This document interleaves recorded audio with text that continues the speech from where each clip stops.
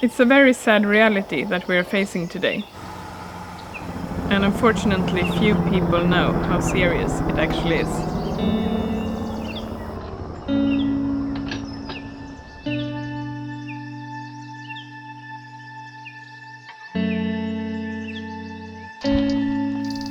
No one can do everything, but I truly believe that everyone can do something.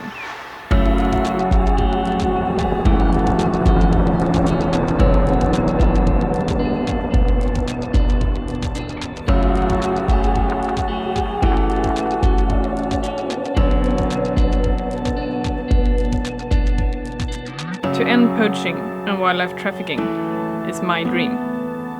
My goal is to prevent our threatened species from going extinct in the wild, so that future generations can also live and share a world with wild animals. I just wanted to have a quick update with you before I leave tomorrow.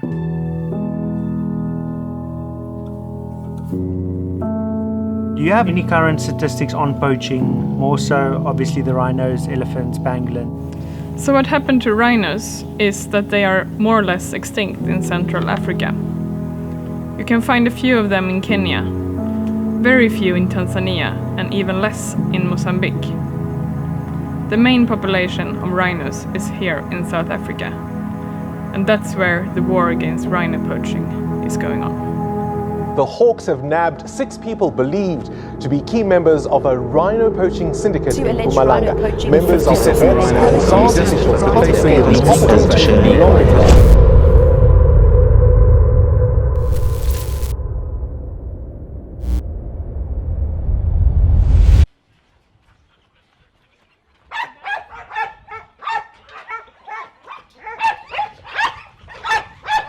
These are all rescues that are waiting to find new homes. In here you see the working dogs. Is that nice, Taku?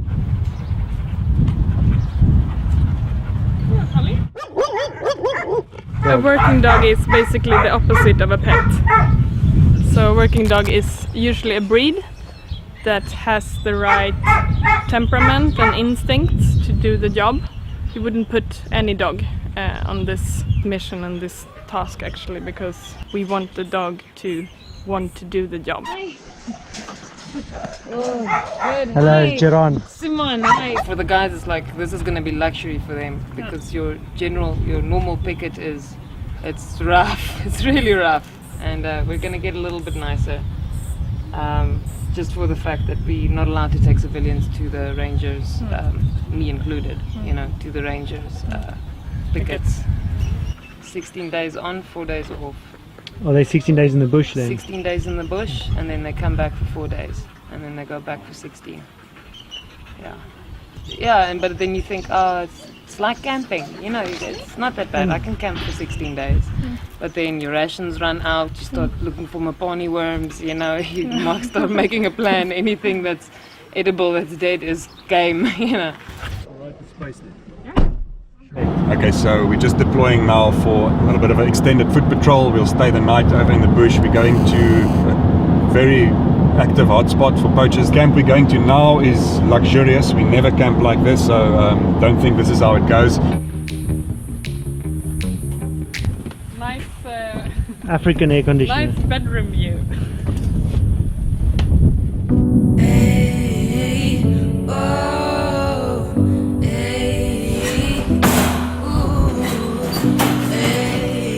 For the photographer, right? Yeah. He will sleep in here. Yeah, he's gonna come. Yeah. Face, oh, your father's calling you from the porch. Nay, so. This hot spot. Of course, the guys are jumping here. It's full moon now, so I think we just do a bit of an extended line sweep along the riverbed, heading north. Obviously, be vigilant for some. Checking for spoor crossing the riverbed, and then of course also the area on our left hand side is also a hot spot for some snares, so there is a chance we might pick up something. There has been activity of commercial snare poachers coming in.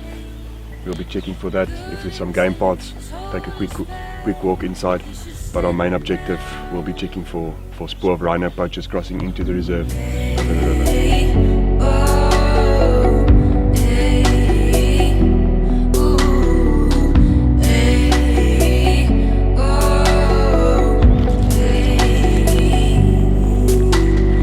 We apparently had some lions close up yesterday. Like a cage behind deep dark eyes. The games unfold, you've won. Tame your soul, let it grow without a show.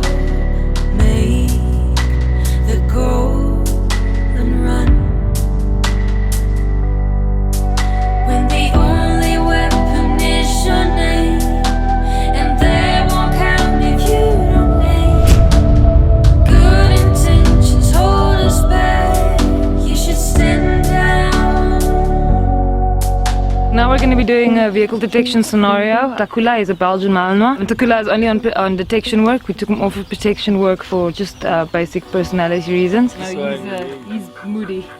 Even for a detection dog. The reason for vehicle searches, it has various benefits in anti-poaching. When you do gate work, when you're at the access control gates that lead to the Greater Kruger area, dogs do sessions there, they do patrol sessions there, and that purpose is mainly deterrence because it scares people off. But if there is a vehicle somewhere in a gun or there's a suspicious vehicle, the dog can search it and indicate it for us.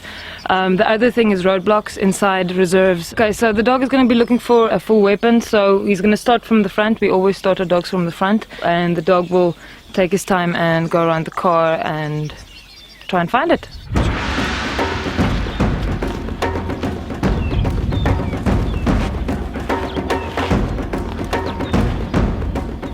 Good boy.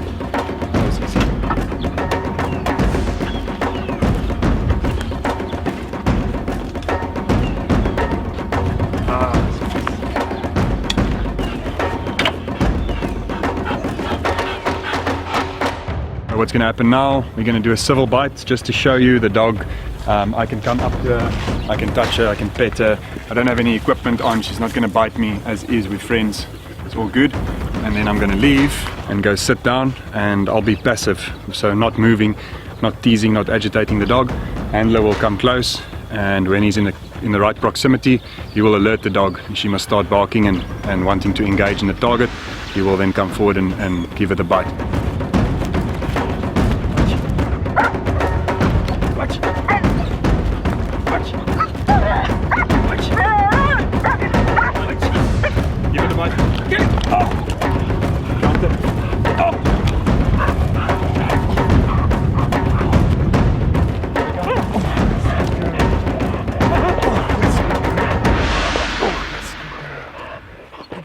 Okay, then you have to take her off.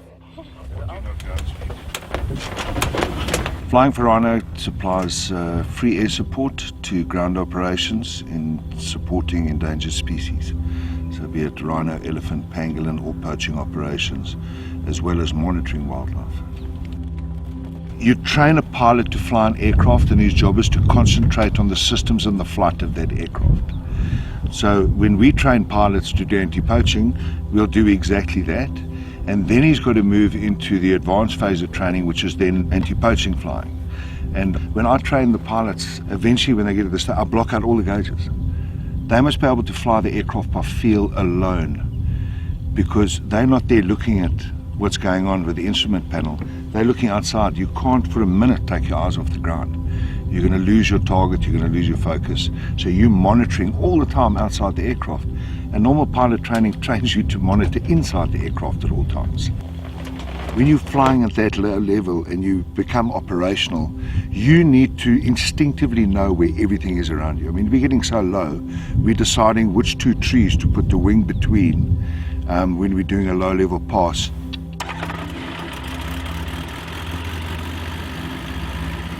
And then also teach the guys how not to be a target to get shot at.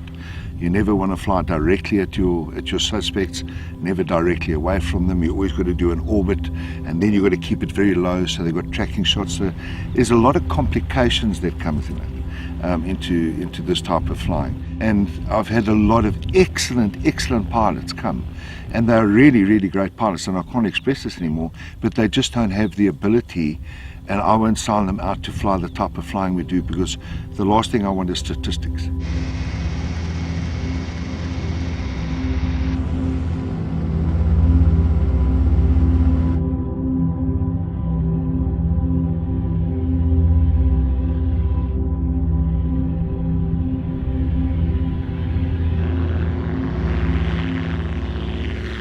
Philippa was out here on fact-finding missions from Sweden and having a look at what she wanted to support. She came across us, and it was actually quite a funny story.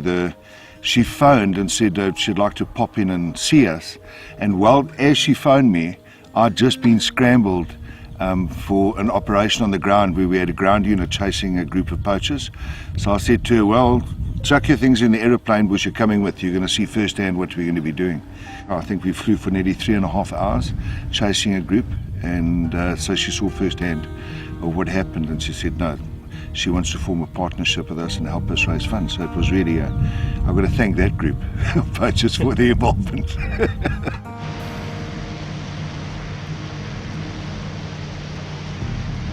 It's been a great relationship for over a year now. Wildhood has kept us in the air largely this whole year. They've been phenomenal with their fundraising.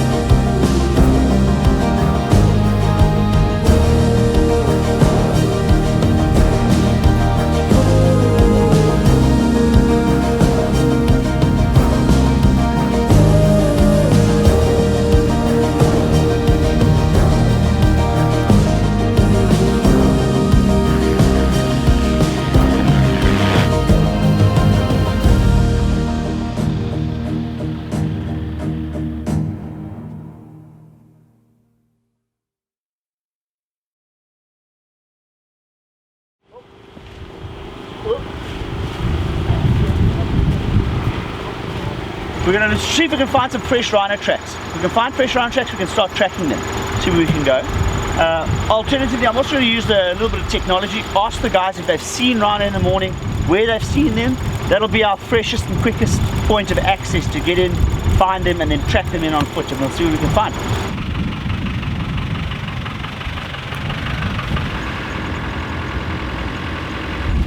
Okay, copy. A bit far for us for now, but thanks very much, Jeff. We'll keep it.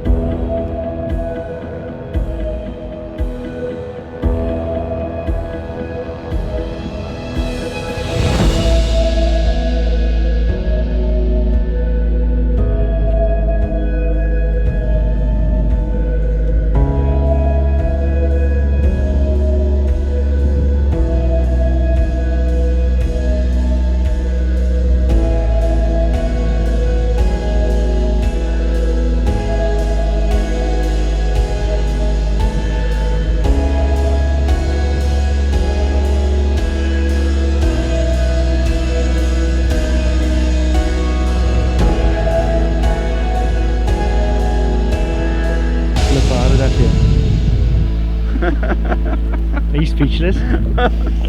Yeah. Probably the most powerful experience of my life, actually. Wow, incredible, huh? Yeah. And it's just to be in their presence is such a privilege, especially when they've got so much power and yet they allow us to be with them, share that moment. It's incredible. But I need a cocktail now. Something strong.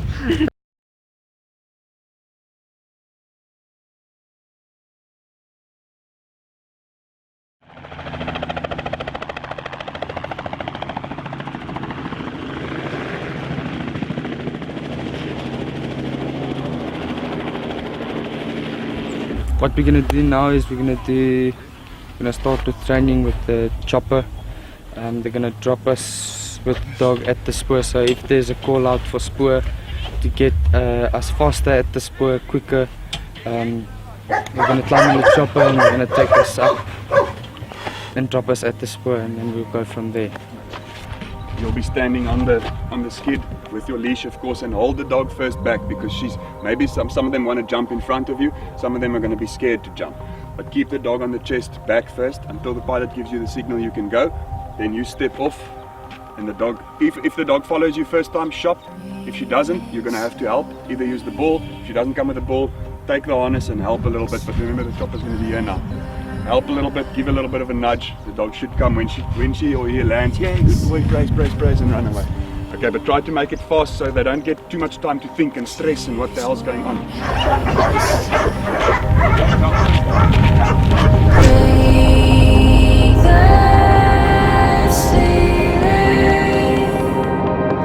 It's made of thin glass.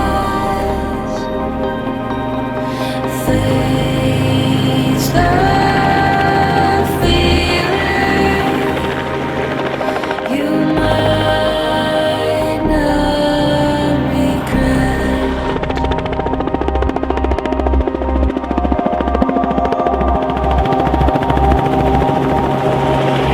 Blackened roses, lively in disguise, strong devotion, catch it before it dies.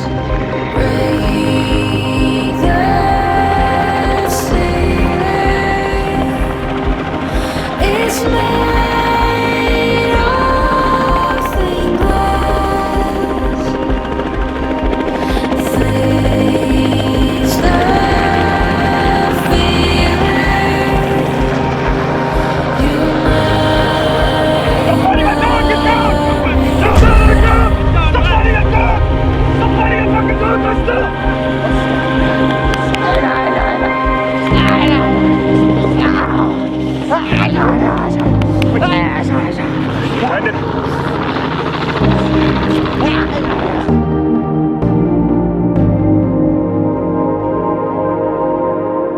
Coming here and meeting the teams that work on the ground and in the air to keep the animals safe is so inspiring. To see their struggle, to see the effort they put into this work really makes me want to go back home and try even harder and work even more on getting people to understand how important this is. And to these teams, every life matters. And I think that's such a beautiful thing.